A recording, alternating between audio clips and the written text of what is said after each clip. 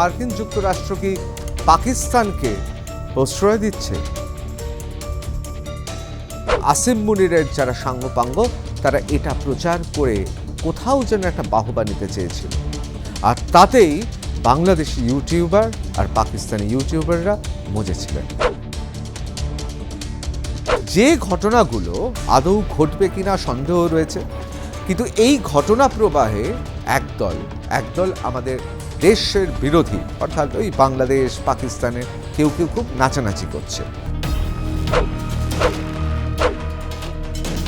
ভারতে যখন এই রকমভাবে উন্নয়নের এবং তার পাশাপাশি সামরিক উদ্ভাবনী শক্তিতেও আমরা যখন এইভাবে এগিয়ে চলছি, তখন হঠাৎ মার্কিন যুক্তরাষ্ট্র কেন পাকিস্তানকে প্রশ্রয় দিচ্ছে? চীনের পক্ষ থেকে যে প্রস্তাব দেওয়া হয়েছিল বাংলাদেশকে, অর্থাৎ চীন প্রত্যেকটা সম্পর্ককে ডিল হিসেবে দেখে, যে ডিলটা দেওয়া হয়েছিল সেই ডিলটা এতটাই কম যে বাধ্য হয়ে ইউনুস মিয়াকে আবার গিয়ে মার্কিন যুক্তরাষ্ট্রের হাতে পায়ে ধরতে হয়েছে। পাকিস্তানের এমন দৈন্য দশা, তাদের সেনাবাহিনীর এমন দৈন্য দশা, তাদের এয়ার ডিফেন্স সিস্টেমের এমন দৈন্য দশা, তাতে গুজব ছাড়া আর কোনো অস্ত্রই ছিল না আসিম মুনিরের হাতে। যে সমস্ত বাংলাদেশি ইউটিউবাররা খুব নাচানাচি করছে, আর পাকিস্তানের যারা মার খেয়ে একেবারে থোতা মুখ ভোতা হয়ে বসেছিলেন, তারা আবার উদ্ভাসিত হয়েছেন, তাদের যোগ্য জবাব আজকের রণক্ষেত্রে আমরা দেব।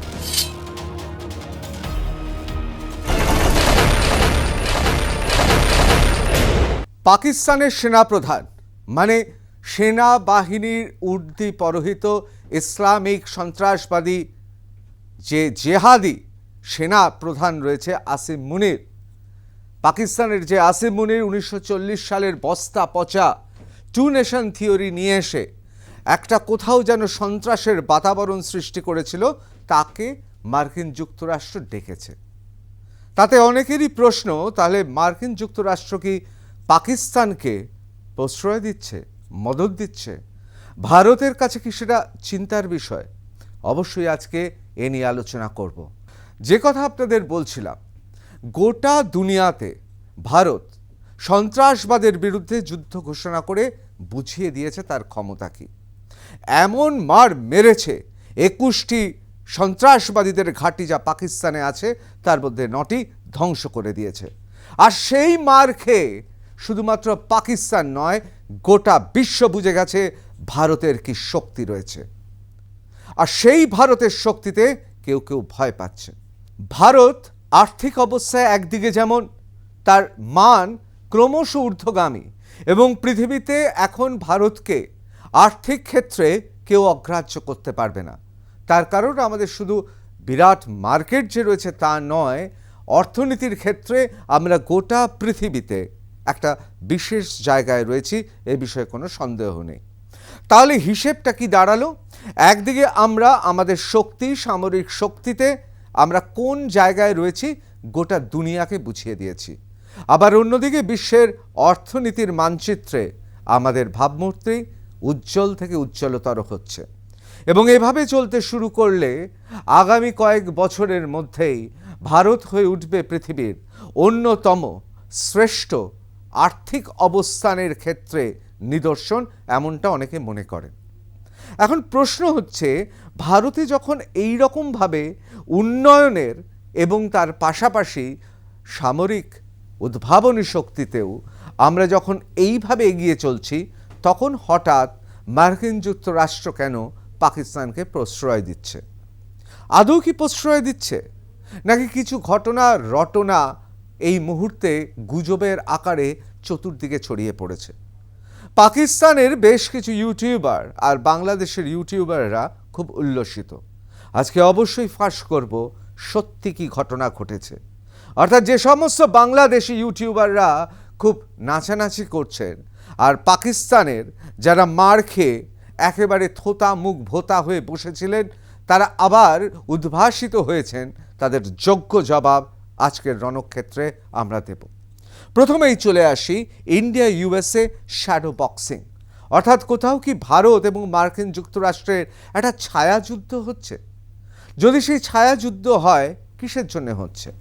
এটা তো ঠিক যে ডোনাল্ড ট্রাম্প মার্কিন যুক্তরাষ্ট্রের প্রেসিডেন্ট আর নরেন্দ্র মোদী ভারতবর্ষের মাননীয় প্রধানমন্ত্রী, তাদের মধ্যে ব্যক্তিগত সখ্যতা এবং খুব সুন্দর একটা সম্পর্ক আছে। তা সত্ত্বেও তাহলে এই ধরনের ঘটনা ঘটছে কেন? আজকে সে জবাবও আপনাদের দেব। কিন্তু সবচেয়ে প্রথমে যে জিনিসটা জানা দরকার, এই ছায়াযুদ্ধ কি আদৌ ঘটছে নাকি এটাও গুজব? একবার দেখে নেব। প্রথমেই আপনাদের জানিয়ে রাখি যে বিভিন্ন ধরনের প্রোগ্রাম বা বিভিন্ন ধরনের রাজনৈতিক, কূটনৈতিক ঘটনা ঘটে, যেগুলো আপাত দৃষ্টিতে মনে হয় অত্যন্ত সহজ, কিন্তু এর পেছনে জটিল কূটনীতি থাকে এবং পররাষ্ট্রগত সম্পর্কের একটা জটিলতা থাকে। আসলে এগুলো ঠিক সহজ সরল নয়, কিন্তু এগুলোকে যদি আপনারা ভেঙে ভেঙে বিচার করেন, বিশ্লেষণ করেন, তখন অনেকটা সমীকরণের মতো, অর্থাৎ x = কত সেটা বেরিয়ে আসবে। আমরা আজকে তাই চেষ্টা করব। প্রথমেই আপনাদের জানাই, RFP for AMCA program to be issued next week and first pre-bid meeting in 15 days. RFP is issued. Government actively considering collaborating with Russia on acquiring Su-57 fighters. Government considering Russia's proposal to both supply and make Su-57 fighter jets in India. Government considering proposal from Safran and Rolls-Royce to make 5th generation fighter jet engine. Safran and Rolls-Royce are the only two companies offering 100% TOT and IP transfer. No proposal for acquiring F-35S under consideration. এখন আমরা কথা বলছি মার্কিন যুক্তরাষ্ট্রের সঙ্গে ভারতের সম্পর্ক নিয়ে।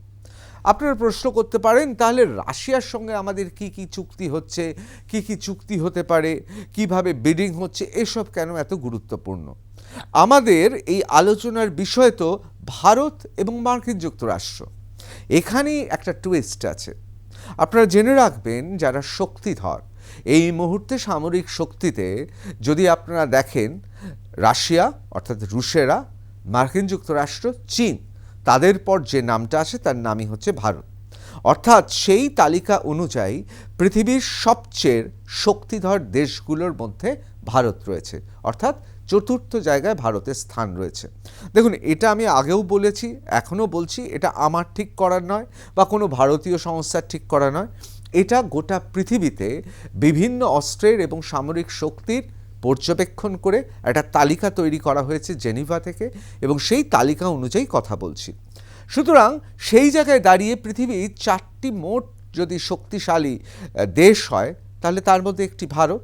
এখন ভারত আর মার্কিন যুক্তরাষ্ট্রের সম্পর্কে ছায়াপাত অবশ্যই রুশেরা করবে, এমনকি চীনও করবে। কিন্তু এই মুহূর্তে রুশের সঙ্গে ভারতের সম্পর্ক সবাই খুব মনোযোগ দিয়ে পর্যবেক্ষণ করছে।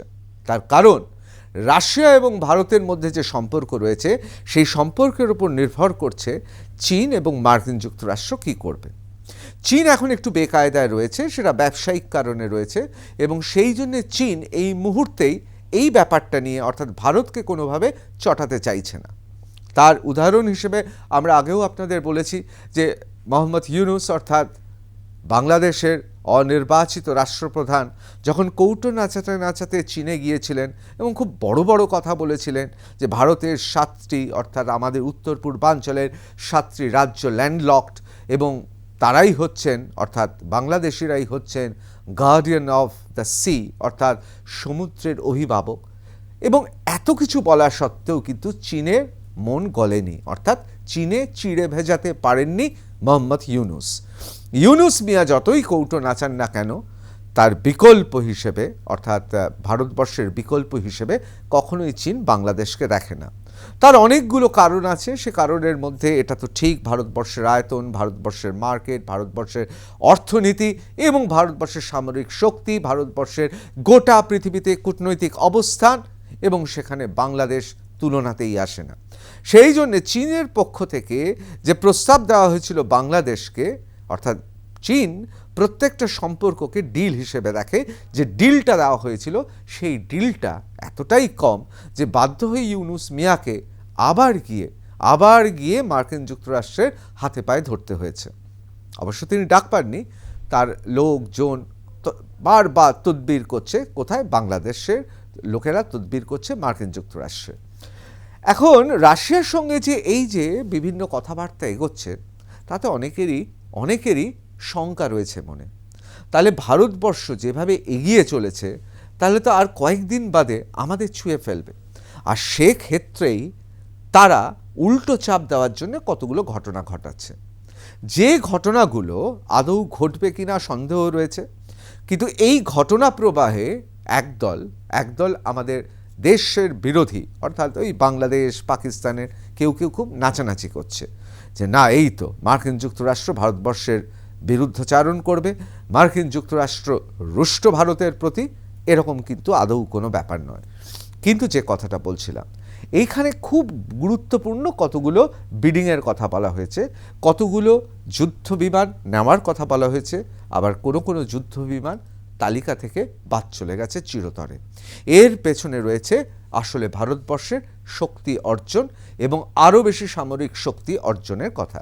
যেমন, government considering Russia's proposal to both supply and make Su-57 fighter jets in India. এই ঘটনাটা খুব গুরুত্বপূর্ণ গোটা পৃথিবীতে। তার কারণ Su-57 এর মতো অত্যাধুনিক যুদ্ধ বিমান যদি ভারত যদি করে, অর্থাৎ ভারত এখানে কিন্তু সাপ্লাই এবং তার সঙ্গে সঙ্গে মেক, অর্থাৎ আমরা কিছু জিনিস সাপ্লাই নেব, অর্থাৎ বাইরে থেকে নেব, তারা সাপ্লাই করবে, এবং আমরা এখানে তৈরি করব, অর্থাৎ ভারতীয় প্রযুক্তি, তার সঙ্গে উদ্ভাবনী শক্তি, তাদের যে প্রযুক্তি রাশিয়ার, সেই প্রযুক্তি ব্যবহার করে মিশেল করে আমরা তৈরি করব। আমরা ইতিমধ্যে ব্রহ্মস আমরা জানি যে আমরা তৈরি করেছি, এবং আমরা রাশিয়ার সঙ্গে তার প্রযুক্তি নিয়ে কিভাবে আমরা করতে পারি, এবং অভিনবতার ফলাফল গোটা পৃথিবী দেখেছে। দেখুন, এক্ষেত্রে দুটো কথা আপনাদের বলে রাখা ভালো।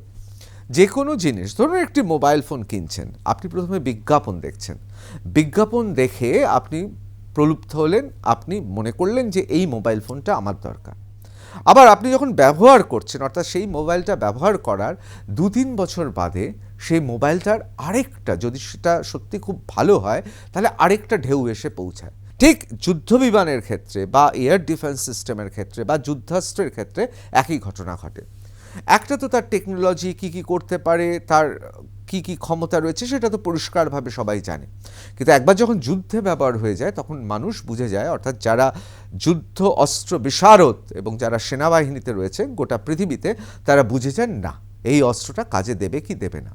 এবং সেটা কিন্তু পরীক্ষিত হয়ে গেছে।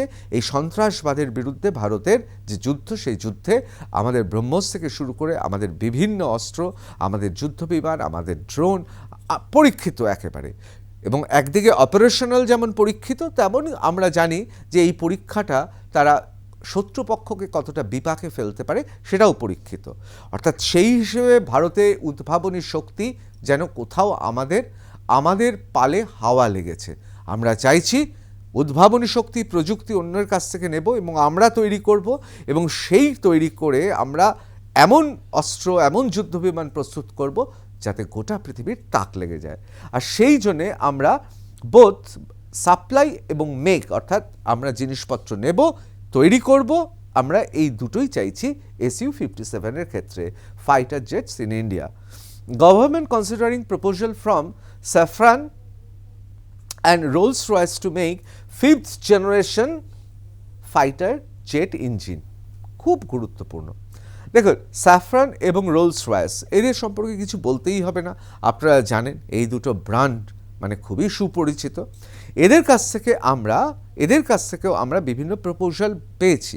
সেই প্রপোজালগুলোর থেকে আমরা ঠিক করছি যে 5th generation fighter jet engine তৈরি করব।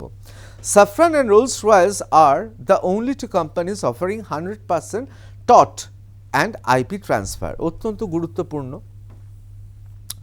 এবার আমি এর বিশদে গভীরে আর ঢুকছি না, কিন্তু এটা আপনারা জেনে রাখবেন যে রোলস রয়েস এবং সাফরান এই দুটো কোম্পানির হাতে এমন প্রযুক্তি রয়েছে এবং সেই প্রযুক্তি গোটা পৃথিবীতে তারা যদি তাদের প্রযুক্তি তারা যদি আমাদের সরবরাহ করে, তাহলে ভারতকে আর দেখে কে? তার কারণ আপনারা জানেন, গোটা পৃথিবীতে ভারতের লোকজন গোটা পৃথিবীতে তথ্য প্রযুক্তি, ইঞ্জিনিয়ারিং এই সব ক্ষেত্রে তারা অত্যন্ত সফল। সেক্ষেত্রে ভারত যদি তাদের কাছ থেকে এইগুলো পায়, অর্থাৎ তাদের উদ্ভাবনী শক্তি, তাদের পরিকল্পনা এবং তাদের খসড়া যদি আমাদের হাতে এসে পৌঁছায়, এক কথা তাদের প্রযুক্তি যদি এসে পৌঁছায়, তাহলে আমরা মিরাকেল ঘটিয়ে দিতে পারি, অভাবনীয় ঘটনা ঘটে যেতে পারে, এবং সেদিকেই আমরা এগোচ্ছি। এবং সেক্ষেত্রে দেখুন, no proposal for acquiring F-35S under consideration. দেখুন, এই F-35S নিয়ে পাকিস্তান আর বাংলাদেশের অনেকের খুব আগ্রহ। এখন আমরা এমন জায়গায় পৌঁছে গিয়েছি যে আমাদের F-35S দরকারই নেই।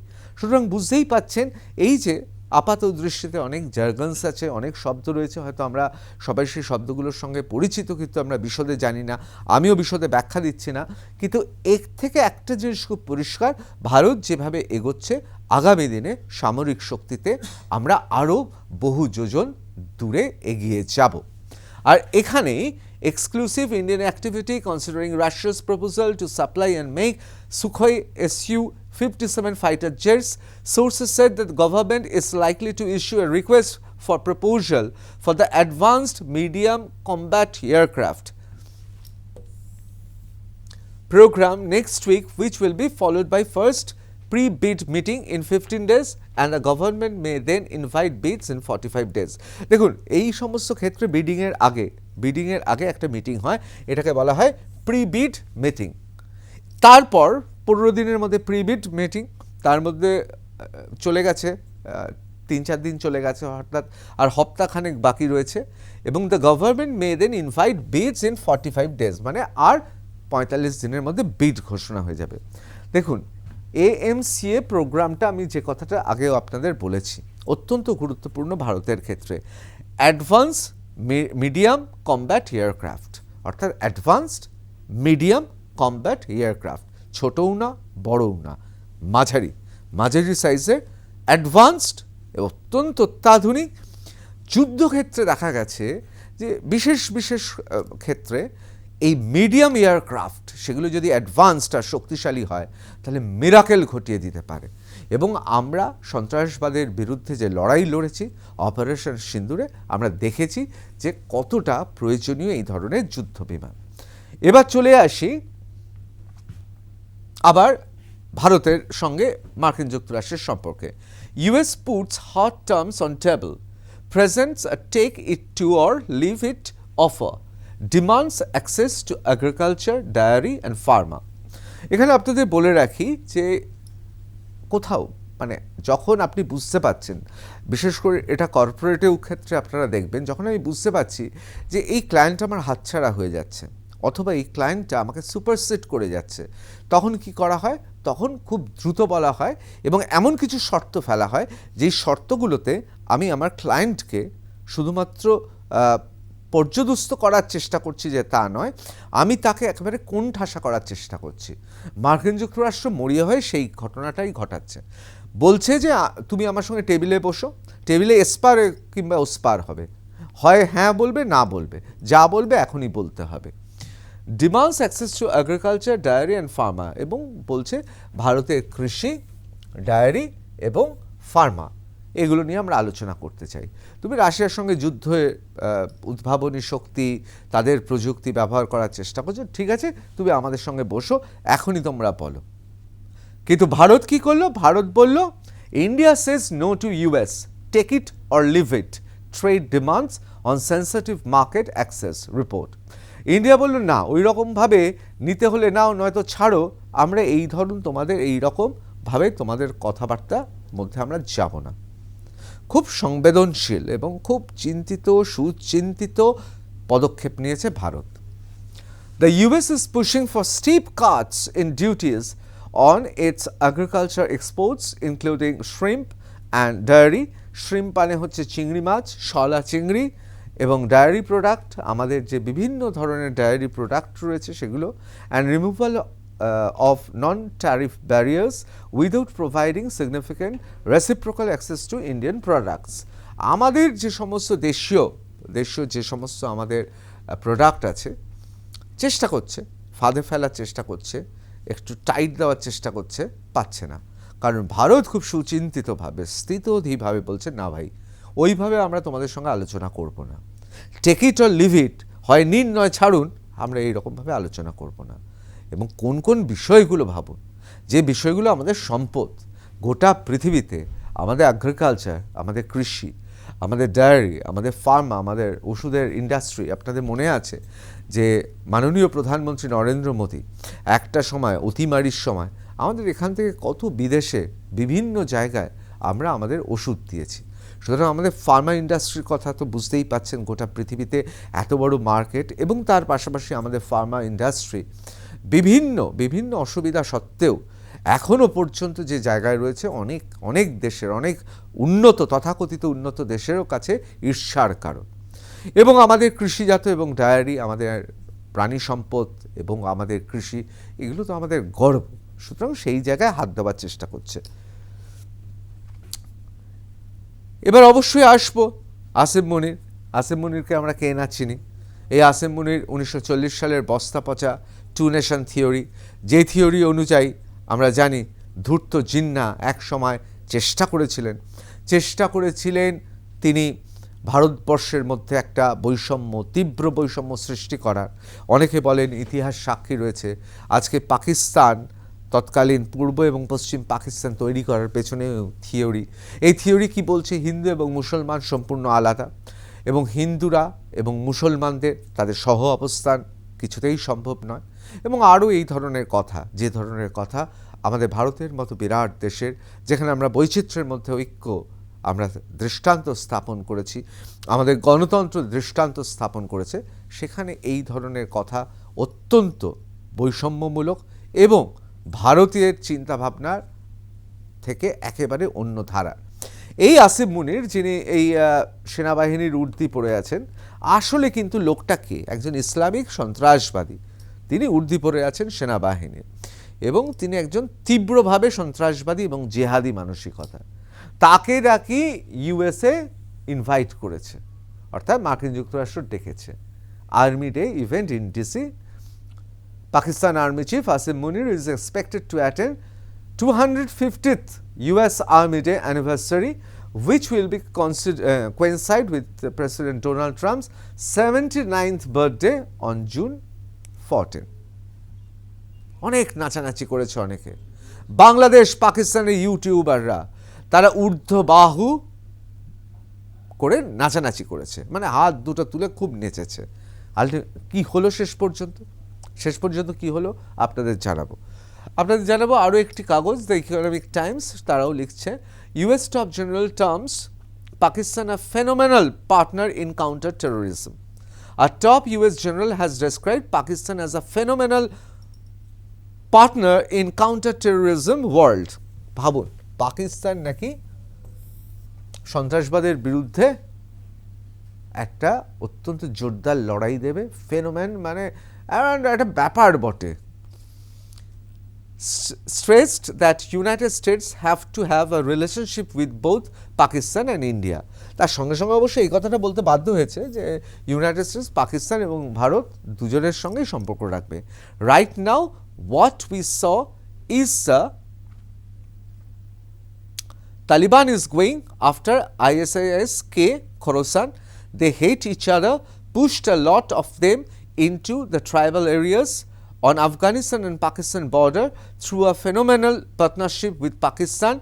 They have gone after ISIS Khorasan, killing dozens of them through a relationship that we have with them, providing intelligence. They, অর্থাৎ পাকিস্তানের কথা বলছে, have captured at least 5 ISIS Khorasan high value individuals. General Michel, আবার অনেকে বলেন general Michael Eric Kurilla, who heads the United States Central Command, said during a congressional hearing. Pakistan ঝুঁকে গেছে, পাকিস্তান শুধুমাত্র ঝুঁকে যায়নি, পাকিস্তান এই মুহূর্তে একেবারে মার্কিন যুক্তরাষ্ট্র তাদের হাতের মুঠোয় চলে এসেছে। আর মার্কিন বলছে ঠিক আছে তুমি দুষ্টু ছেলে, কিন্তু তুমি আমাদের সবচেয়ে ভালো পার্টনার হবে সন্ত্রাসবাদের বিরুদ্ধে লড়াইতে। এবার আপনারা অনেকে ভাববেন, যেখানে যে দেশটা সন্ত্রাসবাদের আঁতুড়ঘর, দশকের পর দশক যে দেশটা সন্ত্রাসবাদকে লালন পালন করেছে, যে দেশের একজন মন্ত্রী বিদেশের টেলিভিশন চ্যানেলে তিনি প্রকাশ্যে বলছেন যে হ্যাঁ তিনি মানছেন যে একটা সময় সন্ত্রাসবাদ সেখানে গড়ে উঠেছিল এবং তার জন্য তাদের ভুগতে হচ্ছে, স্বীকার করছেন। আবার এটাও বলছেন যে উন্নত দেশ, তার মধ্যে মার্কিন যুক্তরাষ্ট্রের নাম আছে, তাদের জন্যই তারা সন্ত্রাসীদের পুষেছেন, লালন পালন করেছেন। এখন এই দেশটা, আবার এই দেশটা মানে নতুন করে তো পাকিস্তান কেন সন্ত্রাসবাদী বলতে হবে না। এই যে আসিম মুনির বলতেন যে আমাদের ইতিহাস আমাদের উত্তরসূরিরা জানুক, আমাদের পরবর্তী প্রজন্মের মানুষজন জানুক। এখন প্রশ্ন হচ্ছে যে কোন ইতিহাস? সেই ইতিহাস তো সন্ত্রাসবাদের ইতিহাস। এবং মার্কিন যুক্তরাষ্ট্র থেকে ভালো আর কে জানে? যেখানে অ্যাবোটাবাদে ওসামা বিন লাদেন ছিলেন, কোথায় ছিলেন? তিনি পাকিস্তানে ছিলেন। পাকিস্তান তাকে আশ্রয় দিয়েছে এবং সেই জায়গায় গিয়ে নিকেশ করে এসছে মার্কিন যুক্তরাষ্ট্রের সেনারা। তারা পাকিস্তানের সামনেই পাকিস্তানের ছাউনি, সেনা শিবির রয়েছে, একবারও তাদের জানাননি।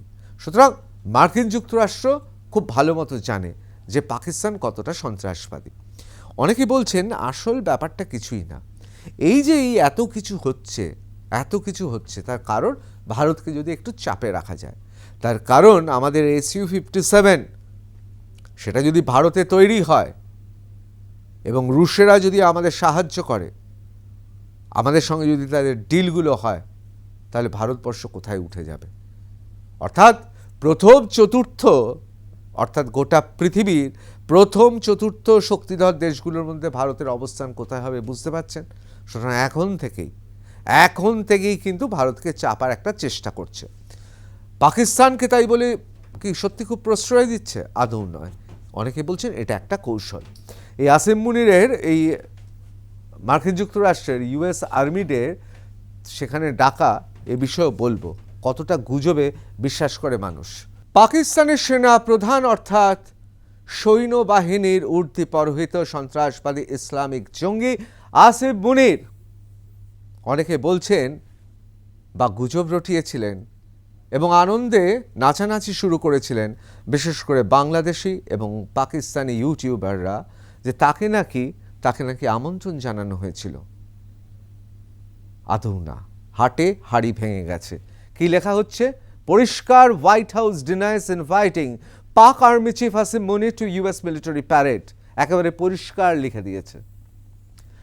The parade on Saturday is billed as one of the largest military shows in the US, an attempt to showcase its defense capabilities and boost US President Donald Trump's image. সেখানে আসিম মুনির আদৌ নেই। নিউ ইয়র্ক থেকে report, the White House has denied that Pakistani military chief Asim Munir was invited to Washington military parade on Saturday. This is false. No foreign military leaders were invited, a White House official said on the report about the invitation to Munir.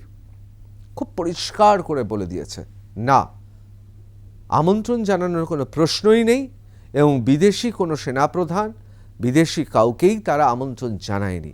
এটা মার্কিন যুক্তরাষ্ট্রের আভ্যন্তরীণ ব্যাপার। যদিও মার্কিন যুক্তরাষ্ট্রের বিভিন্ন খবরের কাগজে খুব ফলাও করে প্রচার হচ্ছে যে ডোনাল্ড ট্রাম্প চাইছেন মানুষকে দেখাতে যে তার কত ক্ষমতা, কত শক্তি, কত শৌর্যবীর্য। এর মধ্যে আসিম মুনির এলো কোথা থেকে? আসলে সেই কল্পনাতেই এসেছে, যে কল্পনাতে যখন ভারত সন্ত্রাসবাদের বিরুদ্ধে যুদ্ধ ঘোষণা করেছে, আরও পরিষ্কারভাবে বললে ভারত ইসলামিক সন্ত্রাসবাদের বিরুদ্ধে যখন যুদ্ধ ঘোষণা করেছে, সেই সময় আসিম মুনির এবং আসিম মুনিরের যারা সাঙ্গপাঙ্গ তারা এটা প্রচার করে কোথাও যেন একটা বাহবা নিতে চেয়েছিল। আর তাতেই বাংলাদেশি ইউটিউবার আর পাকিস্তানি ইউটিউবাররা মজেছিলেন। সুতরাং হাড়ি ভেঙে গিয়েছে। আসিম মুনিরকে গুজব রটাতে হচ্ছে তার অস্তিত্ব রক্ষার জন্য। আসলে সন্ত্রাসবাদের বিরুদ্ধে যে যুদ্ধ, সেই যুদ্ধতে পাকিস্তানের এমন দৈন্য দশা, তাদের সেনাবাহিনীর এমন দৈন্য দশা, তাদের এয়ার ডিফেন্স সিস্টেমের এমন দৈন্য দশা, তাতে গুজব ছাড়া আর কোনো অস্ত্রই ছিল না আসিফ মুনিরের হাতে। জয় হিন্দ।